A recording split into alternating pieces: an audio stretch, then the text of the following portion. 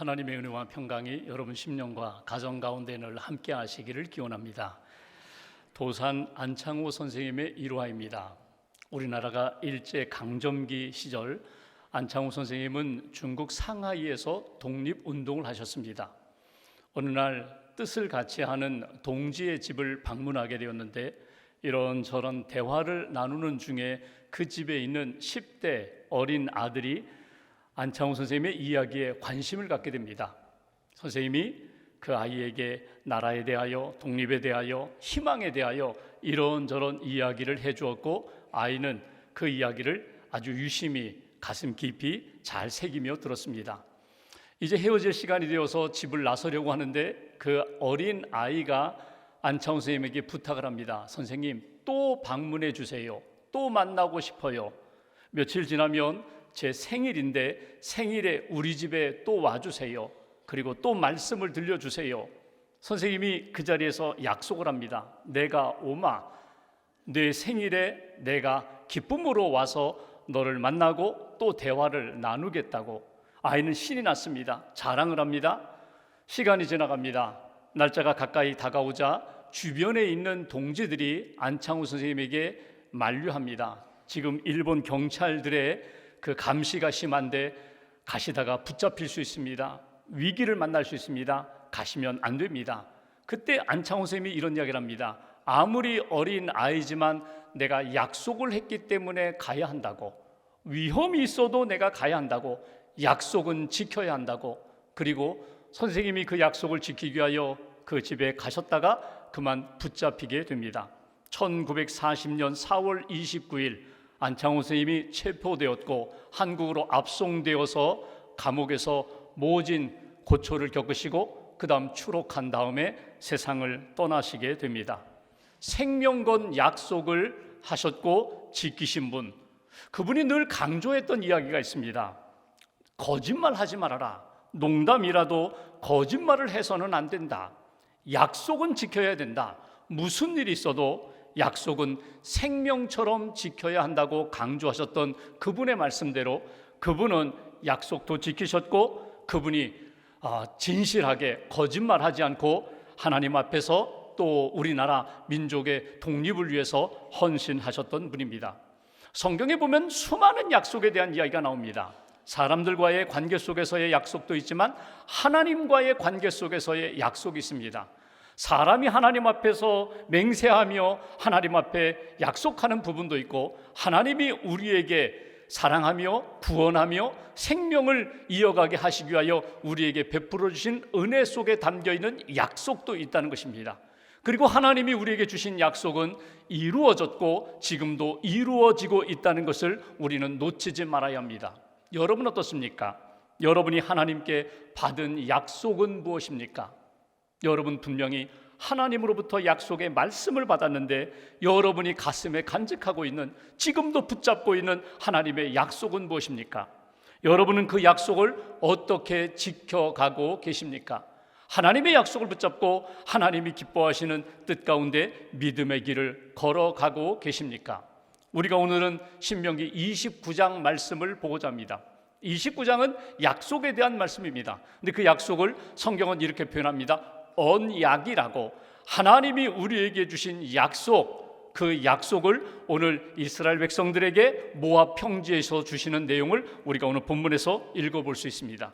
이 언약의 내용을 읽으면서 오늘 내가 받은 하나님의 약속은 무엇인지, 나는 그 약속을 어떻게 지켜가고 있는지, 하나님이 주시는 은혜 가운데 내게 원하시는 뜻이 무엇인지 영적인 메시지, 영적인 교훈을 얻는 저와 여러분들 되시기를 주님의 이름으로 기원합니다.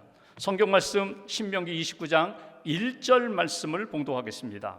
1절 한 절 함께 봉독합니다. 호렙에서 이스라엘 자손과 세우신 언약 외에 여호와께서 모세에게 명령하여 모압 땅에서 그들과 세우신 언약의 말씀은 이러하니라. 아멘. 여기 29장 1절을 시작하면서 하나님이 모압 땅에서 이스라엘 백성들과 새롭게 세워주신 언약이 있다고 말씀합니다. 여러분 40년 전에 여기 호렙이라고 표현되어 있는데 호렙은 신의 산을 일컫는 말입니다. 이스라엘 백성들이 애굽에서 나온 다음에 시내 산에서 하나님이 모세를 부르셔서 십계명과 율법을 주시면서 약속하신 언약이 있었습니다. 출애굽 세대에게, 애굽에서 구원받은 세대에게 세워주신 언약이 있었는데 40년 동안 광야 생활을 끝내고 이제 가나안 땅 들어가기 직전 모압 땅, 그 모압 평지에서 이제는 광야를 경험한 세대를 향하여, 가나안 땅에 들어갈 세대를 향하여 주신 두 번째 새로운 언약이 오늘 성경의 29장에 쭉 기록되어 있는 것을 우리가 읽어볼 수가 있습니다. 내용은 다르지 않습니다. 그런데 쉽게 말하면 업데이트되었어요. 지난 광야 40년을 지나면서 그들이 경험한 것, 깨달은 것, 새롭게 붙들어야 할 것을 추가하여 모압 땅에서 그들에게 전해주시는 하나님의 언약이 있다는 것입니다. 2절 말씀 보십시오. 2절에 보시면 모세가 온 이스라엘 백성들을 소집하여 이렇게 이야기합니다. 너희가 지나온 시간들 보고 듣고 경험한 것이 있다. 하나님이 여러분들에게 출애굽하면서 광야 여정을 지나오면서 여러분들이 경험했던 그 놀라운 은총이 있다는 것입니다. 3절 한 절 같이 봉독합니다.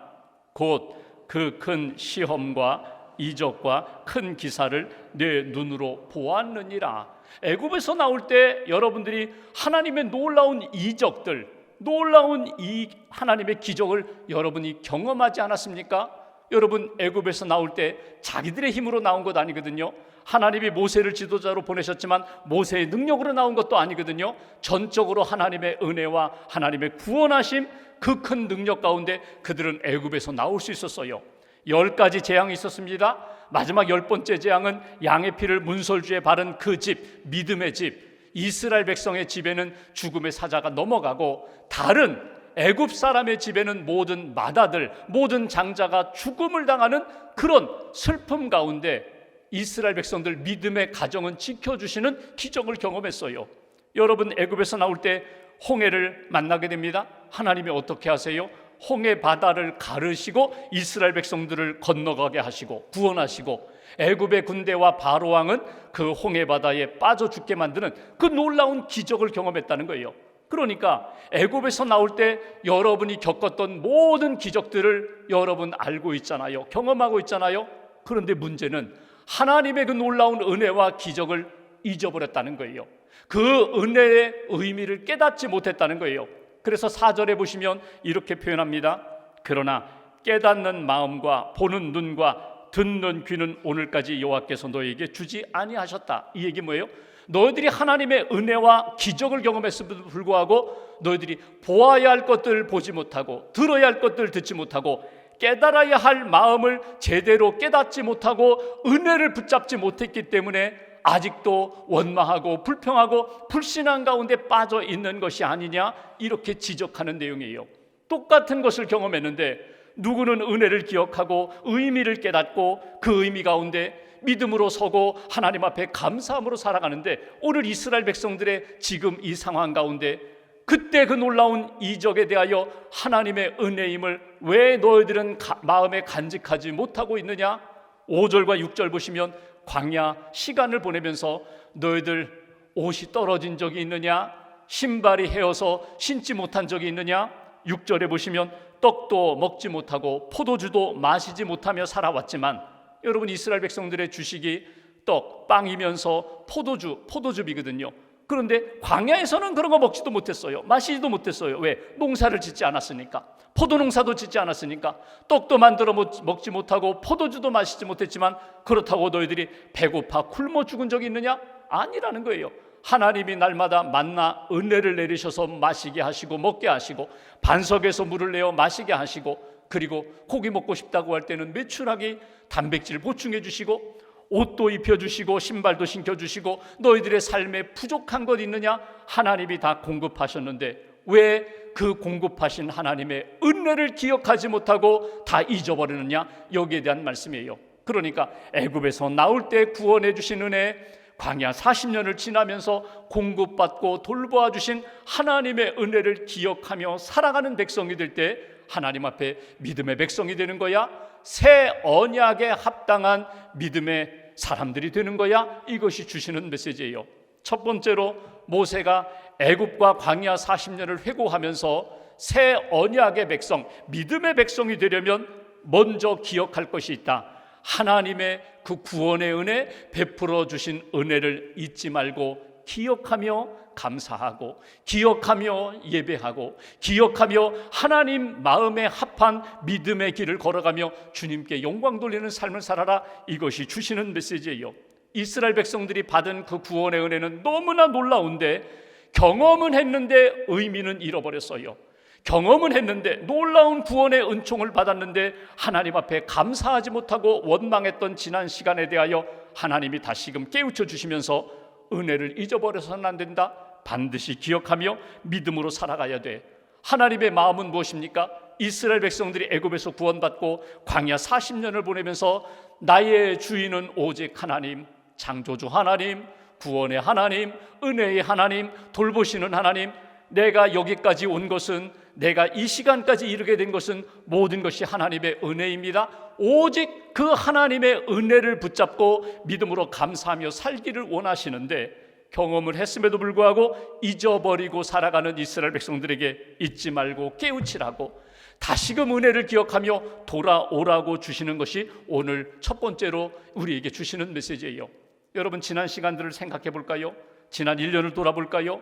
여러분 심령과 가정과 일터 가운데 베풀어 주신 하나님의 은혜가 있어요. 여러분 그때에는 뭐 굉장하다고, 이제는 살았다고, 그런데 다 잊어버렸어요. 은혜를 잊어버리고 살 때가 얼마나 많은지 몰라요. 은혜를 잊어버리면 우리 인생은 메말라질 수밖에 없어요. 광야, 물이 없는 곳이 광야지만 은혜가 사라지면 그곳이 우리 인생의 황폐한 광야가 되는 거예요. 하나님의 은혜 기억하며 감사하며 믿음으로 살아야 되는데, 그 모든 은혜와 사랑 잊어버리고 산다면 오늘 다시 한번 기억하십시오. 내가 하나님의 은혜 받은 자입니다. 주의 은혜로 여기까지 왔습니다. 명절을 보내면서 부모님의 은혜, 우리 조상들의 은혜 기억하면서 감사하며 우리 가정이 화목한 가정으로 이루어져야 한다고 하나님 앞에 믿음으로 감사하며 응답할 수 있는 저와 여러분들 되시기를 주님의 이름으로 기원합니다. 어느 집에 엄마와 딸이 늘 티격태격 늘 싸웠어요. 엄마는 잔소리하고 이래라 저래라, 딸은 엄마의 잔소리가 싫고, 그래서 마침내 딸이 엄마와 싸우다가 나 집 나갈 거야, 나갔어요. 집을 나갔어요. 집을 나가 나는 독립한다고, 혼자 산다고 10대 어린 나이에 그냥 일하면서 그냥 자기 생활을 시작하는데, 엄마 생각하기에 그래 며칠 있으면 돌아오겠지, 시간이 지나도 돌아오지 않아요. 몇 달이 지났는데도 돌아오지 않아요. 엄마가 수소문해서 딸이 있는 거처를 찾았습니다. 가서 보니까 작은 방에 자취를 하는데 말이 아니에요. 냉장고를 열어보니까 그 작은 냉장고 안에 들어있는 음식물이 없어요. 가슴이 아파요. 엄마가 시장에 가서 많은 식재료를 사다가 음식을 만들었습니다. 그리고 냉장고에 다 음식을 채워놨어요. 그리고 냉장고 그 문에다가 가족 사진 한 장을 딱 붙이고 집으로 돌아왔습니다. 딸이 집에 와보니까 누가 다녀갔는데, 보니까 가족 사진 붙여놓은 거 보니까 엄마가 다녀갔어요. 음식도 해놓으시고 냉장고에 식재료도 음식도 이렇게 채워놓으시고, 그러면서 이제 생각하는 거예요. 내가 엄마의 사랑을 받았는데, 지금도 엄마의 사랑을 받고 있는데 내가 그 사랑을 잃어버렸구나. 그 사랑을 외면했구나. 집으로 돌아가자. 엄마 있는 집으로 돌아가자. 엄마 품으로 돌아가자. 여러분, 우리가 은혜를 깨달으면 주님 품으로 돌아갈 수 있어요. 은혜를 깨달으면, 은혜를 기억하면 다시금 은혜의 현장으로 은혜 주시는 그분께로 돌아갈 수가 있어요. 오늘 하나님이 우리에게 먼저 주시는 말씀은 이미 너희가 많은 은혜와 사랑, 복을 받았다는 거예요. 잊어버리지 말라는 거예요. 하나님의 은혜 기억하고 주님께로 돌아오라. 주님의 은혜를 회복하라. 이것이 먼저 우리에게 주시는 하나님의 마음입니다. 두 번째로 7절 이하의 말씀을 보실까요? 7절 이렇게 표현합니다.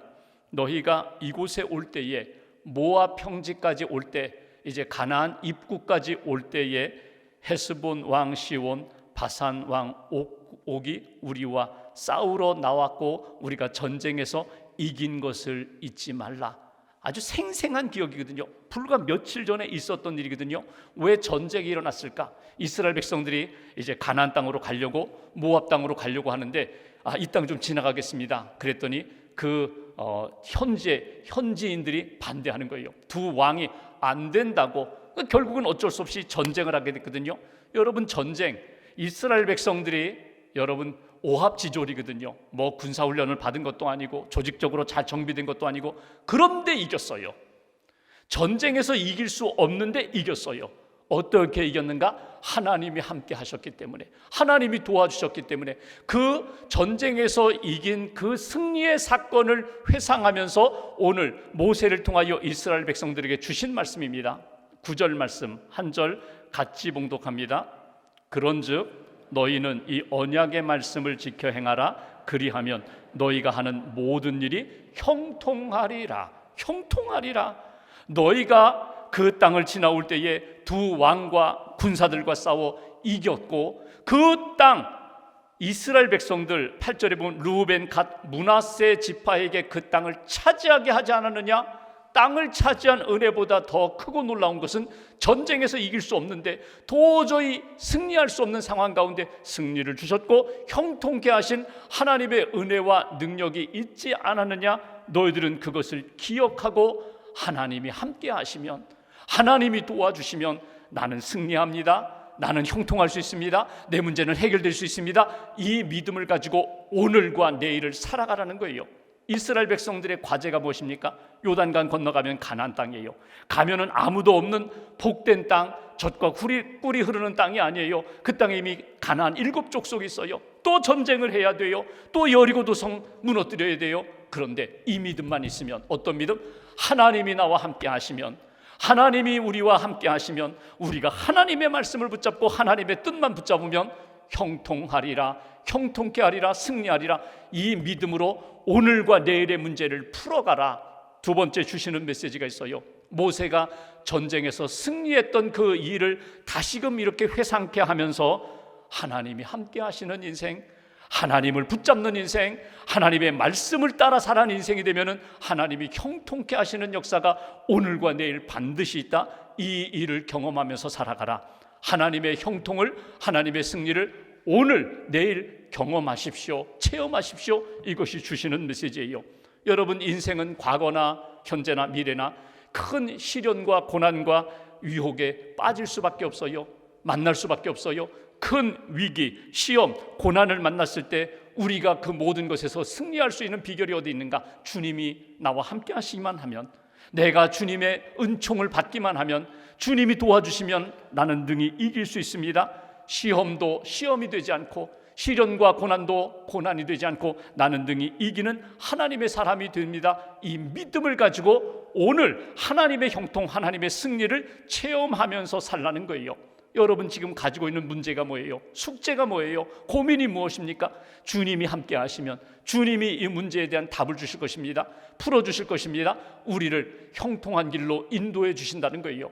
마태복음 28장 마지막 20절에 보면은, 여러분, 예수님이 부활 승천하시면서 제자들에게 주신 말씀입니다. 너희는 가서 제자를 삼아라, 세례를 베풀어라, 하나님의 말씀을 증거하라. 그리고 20절에 이렇게 말씀합니다. 내가 너희에게 분부한 모든 것을 가르쳐 지키게 하라.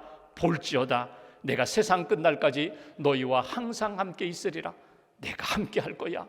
내가 함께 하면은 문제 없어. 어떤 시험도, 어떤 어두움도, 어떤 고난도, 질병도 내가 함께 하면 문제가 되지 않아. 이게 주신 말씀이에요. 우리는 이 말씀을 너무너무 좋아해요.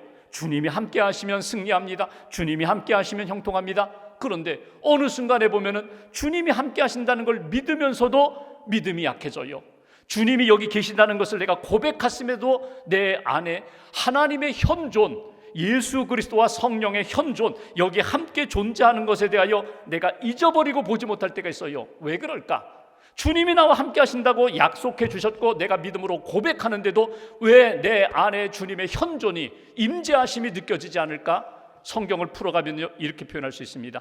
하나님의 말씀을 붙잡지 않으면, 하나님의 임재하심을 내가 붙잡지 않고 말씀을 내가 붙잡지 않으면 추상적으로, 그냥 가상적으로 끝나는 그런 허무한 인생, 헛된 신앙의 길로 빠질 때가 많다는 거예요. 그래서 말씀을 붙잡는 거예요. 말씀을 고백하는 거예요. 말씀을 선포하는 거예요. 말씀으로 주님의 임재하심에 대하여 다시 확인하는 거예요.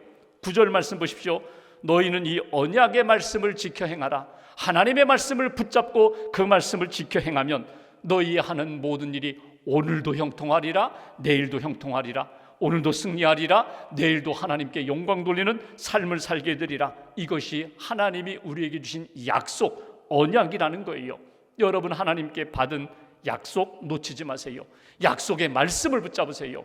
우리가 세상 떠난 우리 어머니, 우리 아버지 하늘나라 가셨는데 지금 만나서 육성으로 들을 수 없지만 어머니, 아버지가 우리에게 주신, 할아버지, 할머니가 우리에게 주신 귀한 말씀, 유훈이 있어요. 그거 붙잡고 믿음의 길을 걸어갈 때에 그분의 뜻을 이어갈 수 있거든요. 그분이 내게 원하셨던 것, 기도하셨던 것, 내게 부탁하셨던 것 붙잡고 살아갈 때 그분의 신앙을 계승할 수 있거든요. 아브라함 링컨, 여러분 아시는 것처럼 믿음의 사람, 기도의 사람이었습니다. 그가 대통령이 된 다음에 켄터키주에 출장을 갔어요. 마차를 타고 먼 길 갔어요.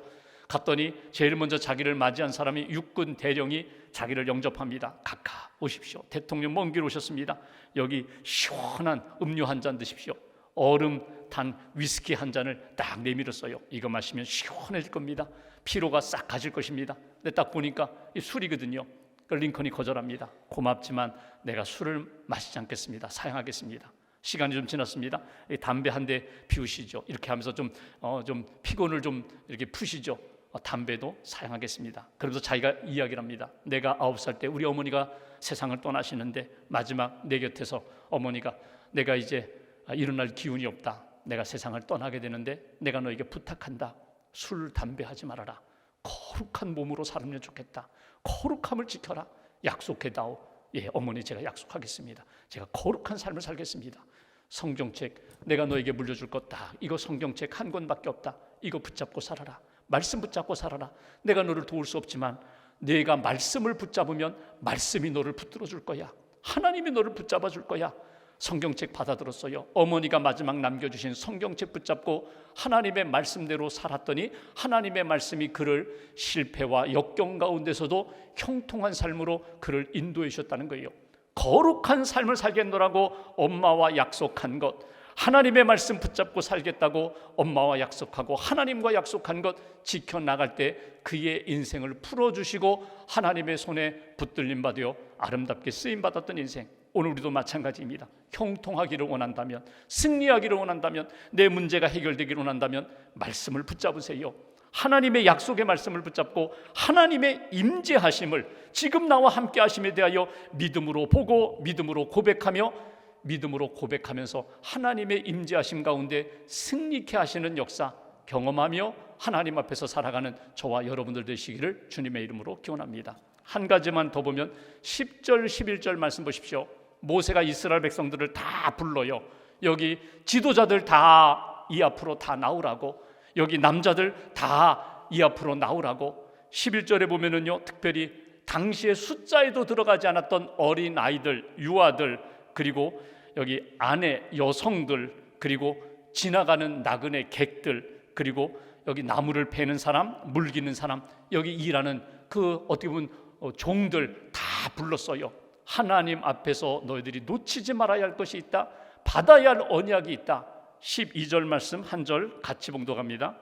네 하나님 여호와의 언약에 참여하며 또 네 하나님 여호와께서 오늘 네게 하시는 맹세에 참여하여 남녀노소 불문하고 모두 하나님의 언약을 들어야 한다. 언약을 받아야 된다. 여러분, 이 언약이라는 베리트라는 말은요, 그냥 이렇게 서로 타협해서 맞춘 약속이 아닙니다. 하나님의 일방적인 약속이에요. 구원을 위한 약속, 생명의 회복을 위한 약속, 이 땅에서 하나님이 기뻐하시는 복된 삶을 살기 위하여 하나님이 일방적으로 내려주신 약속을 베리트라고 해요. 이 언약은 변함이 없어요. 우리가 곁길로 나아가도 하나님이 우리에게 주신 약속, 내가 너와 함께 하겠다, 내가 너를 지켜주겠다, 너는 내 백성이 되리라, 나는 너의 하나님이 되리라. 이 약속을 이스라엘 백성들에게 다 전해주는 거예요. 가나안 땅 들어가기 전에 남녀노소 불문하고 모두가 나와 이 언약을 받으라는 거예요. 이 언약을 지키라는 거예요. 그런데 여기 성경에 특별한 표현이 있습니다. 언약에 참여하라. 하나님의 이 언약 맹세에 참여하라. 참여하라는 것은 뭐예요? 둘을 갈라놓고 그 안으로 들어오라는 거예요. 창세기 15장에 하나님이 아브라함과 언약을 맺으실 때 짐승을 둘로 쪼갭니다. 그리고 그 사이에 횃불로 지나가시면서 생명을 건 약속이다. 하나님이 생명을 걸고 너에게 주는 약속이다. 하나님의 은혜 앞으로 들어오면, 하나님의 약속을 붙잡고 살아가면 내가 너를 붙들어 주리라. 내가 이 약속을 지키리라. 여러분, 우리로 이야기하면 어떤 약속이에요? 예수님 안으로 들어가는 거예요. 예수님의 십자가의 복음 안으로 들어가는 거예요. 예수님의 복음을 붙잡고 주 안으로 들어가면 내가 너희에게 약속한 복을 주시리라. 세 번째, 우리에게 오늘 새 언약 주신 약속이 있습니다. 하나님의 구원의 약속, 생명의 약속, 치료와 회복의 약속, 이 하나님의 언약에 참여하라는 거예요. 들어오라는 거예요. 그냥 멀리 서서 듣지 말고, 멀리 서서 읽지 말고 주님의 품으로 들어오라는 거예요. 은혜의 보좌 앞으로 나아가라는 거예요. 이렇게 약속을 주신 목적이 무엇입니까? 13절을 보시면 이렇게 말씀합니다. 내 하나님이 되고자 한다. 너는 내 백성이 되고자 한다. 그러니까 아브라함의 하나님, 이삭의 하나님, 야곱의 하나님이 아니라 이제는 너의 하나님, 우리 아버지 할아버지 하나님이 아니라 나의 하나님으로 내가 분명히 체험하고 고백하면서 오늘과 내일 영원한 삶을 하나님 앞에 맡길 수 있는, 하나님의 은혜 가운데 살 수 있는 그런 백성 삼고자 이 언약에 참여하라고 예수님이 십자가에 언약을 주셨어요. 십자가에서 예수님 달려 돌아가실 때 휘장이 찢어졌어요. 지성소와 성소를 가로막고 있던 휘장이 위로부터 아래로 찢어졌어요. 누가 찢었어요? 하나님이 찢으셨어요. 예수님이 십자가에서 죽으실 때 내가 죽어야 할 그 자리에 예수님이 죽으심으로 나를 구원해 주셨어요. 용서해 주셨어요. 예수의 몸이 찢어진 것, 오늘 우리가 성찬주의를 맞이하게 되는데, 여러분 성찬식에 참여할 때마다 떡을 떼어 제자들에게 주셨던 것처럼 떡을 떼어 우리가 그 떡을 먹습니다. 예수님의 몸을 상징하는 떡을 먹습니다. 예수님의 몸을 먹는 거예요. 예수님이 찢어서 우리에게 주셨어요. 이 몸을, 이 떡을 먹고 마시며 먹으며 나를 기억하라. 구원받음을 기억하라. 포도주를 마시면서 예수님의 보혈, 예수님의 피를 기억하라. 그러면 너희가 살리라. 예수님의 십자가의 복음 속으로 들어올 때에 날마다 어느 곳에 있든지 먹든지 마시든지 어느 곳에서 누구라든지 주님 여기 계십니다. 나는 십자가의 은혜로 삽니다. 십자가의 복음으로 구원받았습니다. 이 은혜 가운데 살 때 너희가 하나님이 약속하신 그 언약의 복을 누리게 될 것이다. 그 언약 속에 담겨있는 구원과 사랑 가운데 하나님 앞에서 살게 될 것이다. 결국 하나님의 언약의 핵심은요, 사랑이에요. 구원이에요. 생명이에요. 하나님을 믿으면서 구원도 생명도 하나님의 사랑도 느끼지 못한다면 여러분, 우리는 헛된 겉도는 신앙생활에 불과해요. 은혜 속으로 들어가셔야 돼요. 하나님의 말씀 속으로, 임재 속으로 들어가 주님, 내가 주님을 사랑하고 주님이 나를 얼마나 사랑하시는지 내가 체험하며 살겠습니다. 이것이 오늘 우리에게 주신 하나님의 언약이라는 거예요. 어느 집에서 아버지가 들어보니까 형제 두 아들이 서로 티격태격 싸우는 거예요. 그러다가 형이 갑자기 동생에게 이렇게 나무랍니다. 너 형 말 잘 듣고 아버지 말 잘 들어야지. 너 말 잘 안 듣고 개구장이 이렇게 장난치고 이렇게 자꾸 다른 일을 하고 삐뚤어지면 너 아버지가 너 사랑하지 않는다. 아버지가 너 미워한다. 그런 얘기를 하는 거예요. 그 이야기를 듣고 있던 아버지가 다가가서 형제에게 이렇게 얘기해요. 오늘 형이 동생에게 이런저런 이야기를 했는데 틀렸다. 형이 동생에게, 아우에게 한 이야기는 틀렸다. 잘못하면 아빠가 너 사랑하지 않는다고, 너 미워한다고 이야기했는데 틀렸다. 아빠는 너희 둘을 사랑한다. 끝까지 사랑한다. 사랑하는데 너희들이 아빠의 뜻을 따라, 부모님의 뜻을 따라 바르게 반듯하게 잘 살아가면 아빠는 기쁜 마음으로 사랑하고, 너희가 아빠 말도 잘 안 듣고 삐뚤어지고 또 이렇게 개구장이 장난치고 잘못된 길로 살아가면 아빠는 아픈 마음으로 사랑한다. 사랑은 똑같다. 기쁜 마음으로 사랑할 때도 있고 아픈 마음으로 사랑할 때도 있다. 여러분, 이것은 곧 하나님의 마음과 다르잖아요. 우리가 신앙생활하면서 은혜 붙잡고 하나님의 은혜 기억하며 살아요. 말씀 붙잡고 기도하면서 믿음의 길을 걸어가요. 하나님이 우리에게 주신 약속을 따라 기쁜 마음으로 하나님 사랑하시고, 때로는 탕자처럼 집을 나가고 내 마음대로 살겠다고 할 때 하나님은 기다리시면서 아픈 마음으로 더 큰 긍휼로 우리를 사랑하신다. 그 하나님의 사랑을 잃어버리지 않고 잊어버리지 않는 믿음의 인생이 되라고 바울이 로마서 8장 쭉 이야기하면서 마지막 38절 39절에 그는 이렇게 표현합니다. 자기의 신앙 고백이면서 모든 믿음의 사람들이 가져야 할 신앙 고백, 38절 보십시오. 내가 확신하노니, 이렇게 이야기합니다. 나는 분명히 믿습니다. 내 삶의 어떤 죽음도 위기도 위협도 세상의 어떤 권세도 나를 흔들고 넘어뜨리려고 하지만 현재일이나 장래일이나 오늘이나 내일 미래까지도 나는 하나님의 사랑에서 끊어지지 않습니다. 그 사랑은 예수 그리스도 안에서 내게 주신 하나님의 사랑에서 그 무엇도 어떤 것도 나를 끊을 수가 없습니다. 나는 그 사랑을 믿고 살아갑니다. 이것이 바울의 확신, 바울의 신앙 고백입니다. 특별히 한 주간을 보내면서 만남도 가족 모임도 가지실 것입니다. 하나님의 사랑, 하나님의 은혜 잊지 마십시오. 감사하며 기억하며 하나님 앞에 예배하십시오. 하나님이 오늘 나와 함께 하시고 내가 하나님의 임재 가운데 여러분 주님의 말씀을 붙잡으면 하나님이 형통케 하십니다. 풀어주십니다. 승리를 주십니다. 언약이 있어요. 약속의 말씀, 내가 너와 함께한다, 내가 너를 사랑한다, 내가 너를 버리지 않으리라. 약속의 말씀 붙잡고 오늘도 내일도 믿음으로 승리하는 저와 여러분들의 신앙 여정 되시기를 주님의 이름으로 기원합니다. 기도하겠습니다.